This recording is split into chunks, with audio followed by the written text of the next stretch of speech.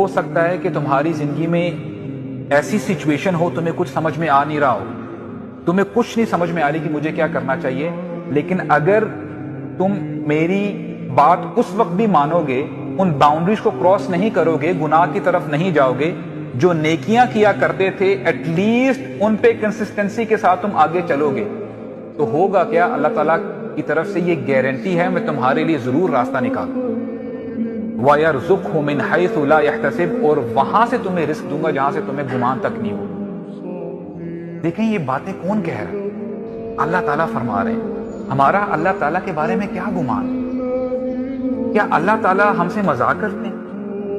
نہیں۔ کیا اللہ تعالیٰ ایگزیجوریٹ کرتے ہیں؟ نہیں۔ اللہ تعالیٰ پریسائز بات کرتے ہیں، نہ اس میں مبالغہ ہوتا ہے، نہ اس میں کوئی کمی ہوتی ہے۔ اللہ تعالیٰ کبھی جھوٹ نہیں کہتے۔ وَمَنْ أَصْدَقُ مِنَ اللَّهِ قِيلًا، اللہ تعالیٰ سے سچی بات کس کی ہو سکتی ہے؟